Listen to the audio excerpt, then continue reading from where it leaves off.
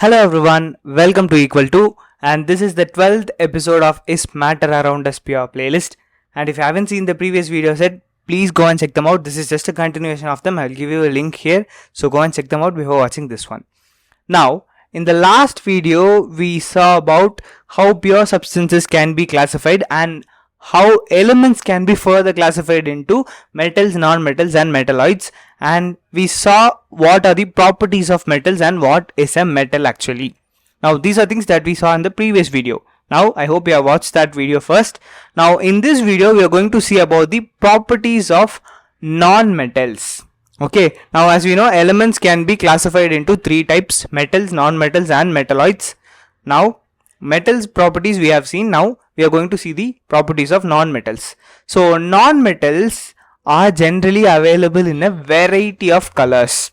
Now iodine is an example for a non-metal and you can see its color, and also coal is an example for a non-metal, and these are completely different in colors.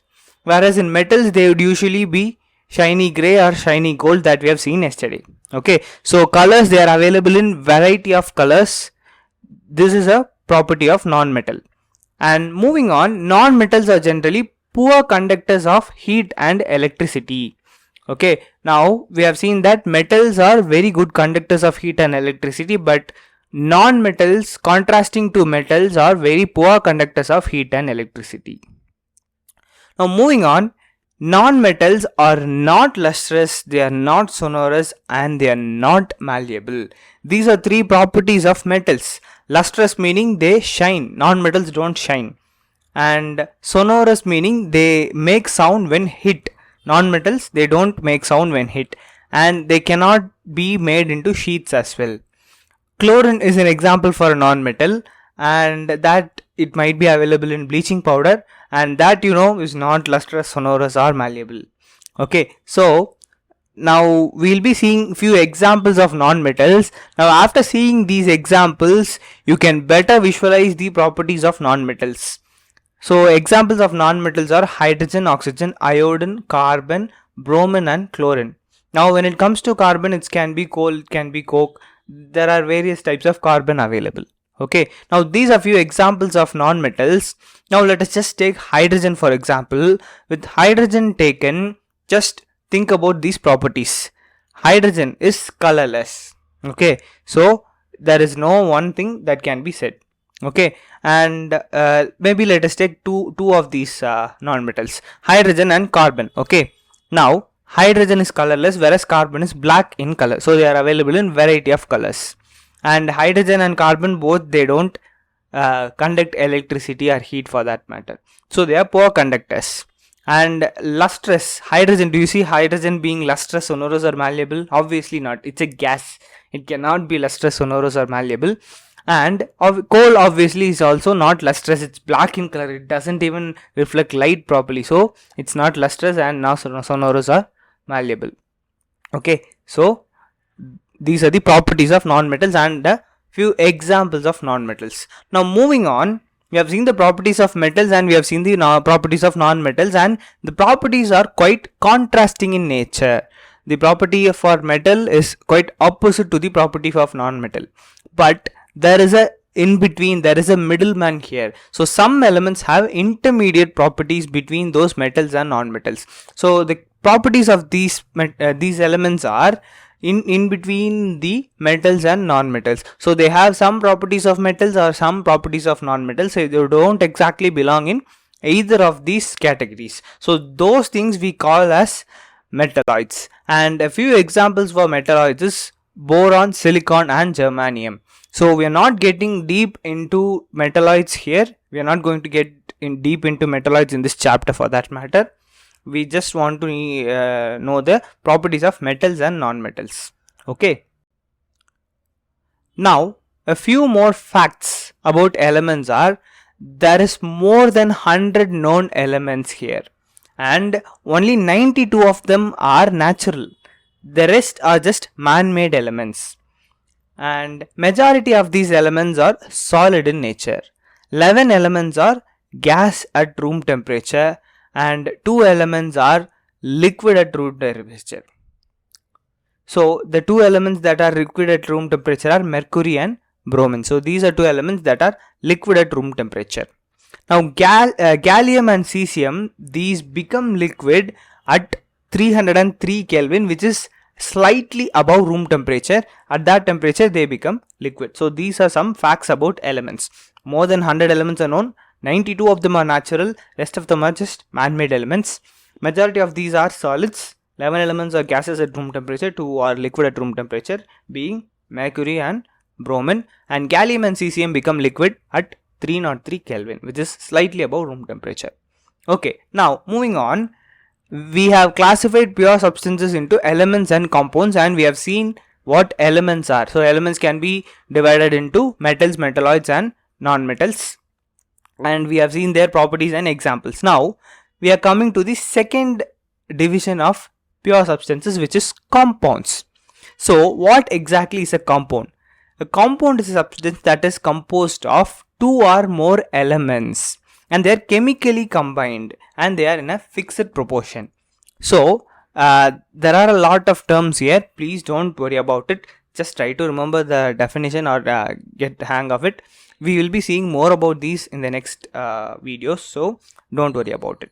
So compounds are generally composed of two or more elements. We have seen what elements are, and a compound is a combination of those elements with a fixed proportion. So an example for a compound could be H2O, water. In water we have oxygen and hydrogen in 1:2 proportion, meaning one oxygen has two hydrogen in it, and this forms a H2O molecule.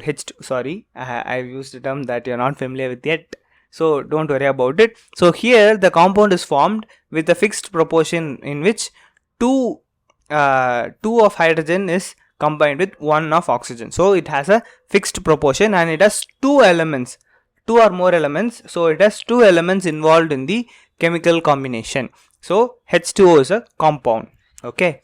Now before moving into much more detail in compounds and how it reacts, we are going to see the difference between mixtures and compounds. This is something you might be confused with. So we have seen mixtures is a combination of few particles, right? So they are different in nature. Now compound also seems like that. It's a it's composed of two or more elements. So what exactly are the differences between them? So in mixtures, elements or compounds just mix together form a mixture and no compound is formed. Elements react to form new compounds. Okay, so what they are saying is that in mixtures nothing new is formed out of the elements or compounds present in it. Okay, but whereas in compounds they react to form a new compound which is chemically totally different when compared to mixtures. Okay, now we'll be seeing an activity in the next video which will tell you these things are actually true. That activity is coming in the next video, so please subscribe to watch that video, don't miss out on it. Now here we are just going to see the difference. Okay, so in mixtures they just mix, they don't form a compound, but whereas in compounds, obviously it makes sense, it's quite absurd for you to say it again, but in elements react to form new compounds in compounds. Okay, and in a mixture there is variable composition. You cannot say the composition is fixed, but whereas in compounds the composition is always fixed. Okay, the proportions remain same, it doesn't change. If the proportions change, it becomes a new compound, it becomes something else, its chemical properties completely change. Okay, so the composition is variable in mixtures, it's fixed in compounds.